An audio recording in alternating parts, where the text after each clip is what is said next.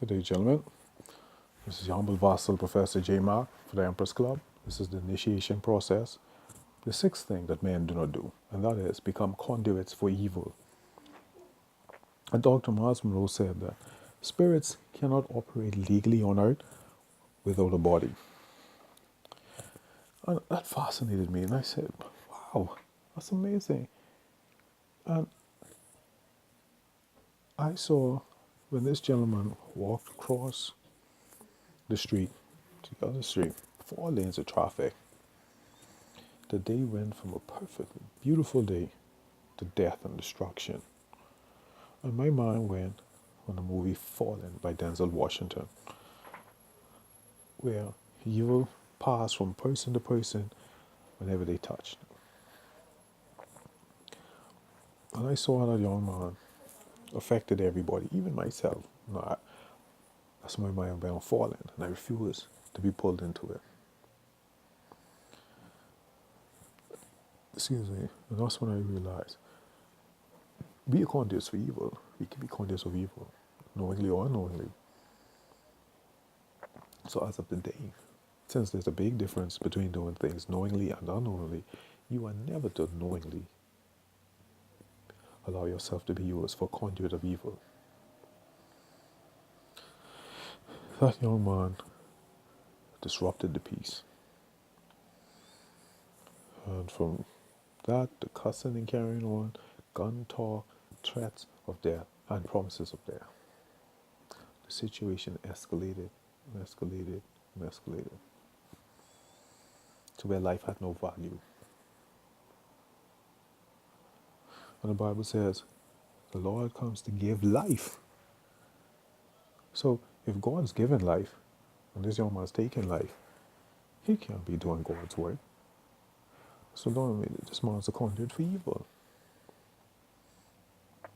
So gentlemen, you gotta be careful how you live your life.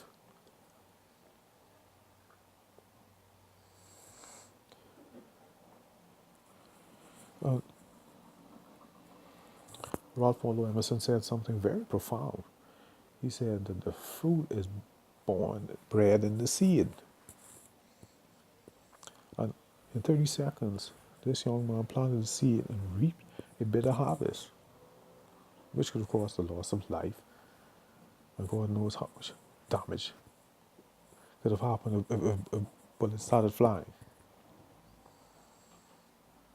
All he had to do was wait for the light to change and cross the street. 15 seconds. But he decided not to.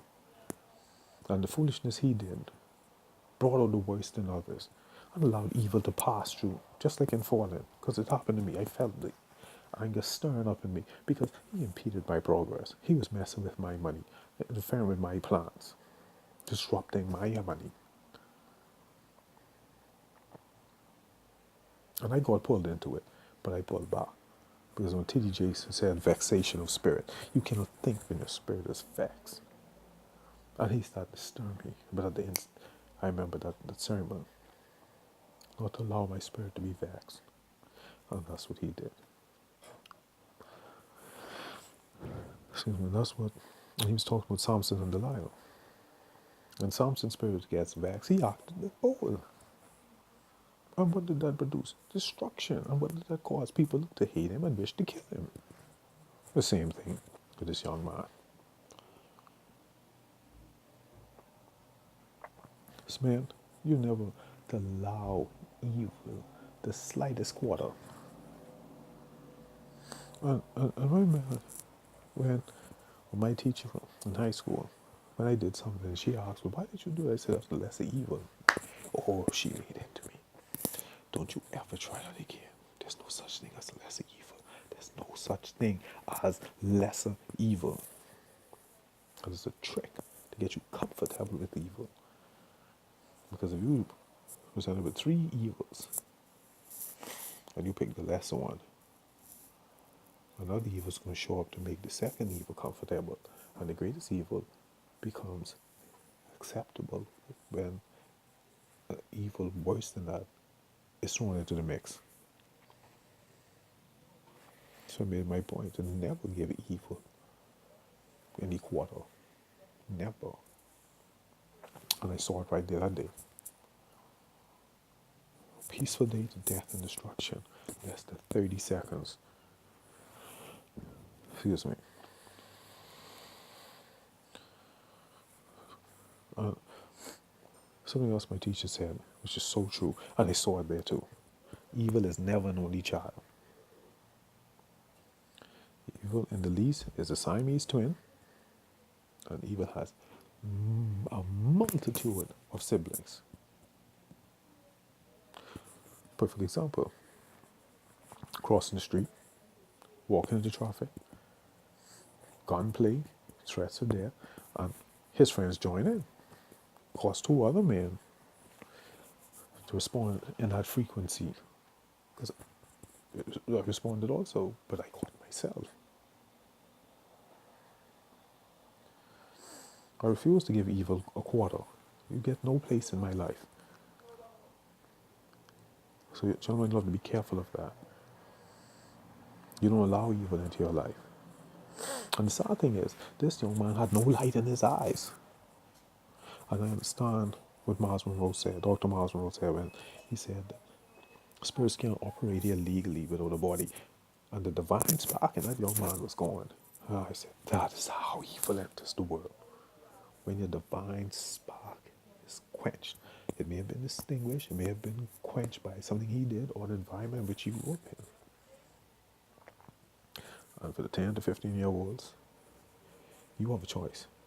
Yes, you can't control who your parents are, where you're born, your lot in life. But you could choose never, ever to be a conduit for evil. Righteousness exalts a nation, so righteousness exalts the person. You do the right thing.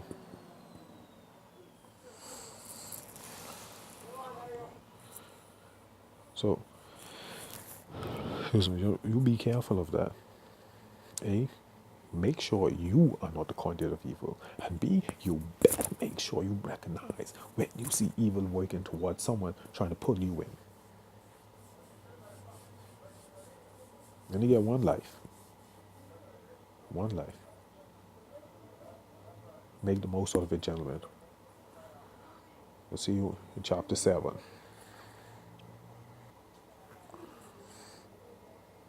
Good day, gentlemen. This is your humble Vasa.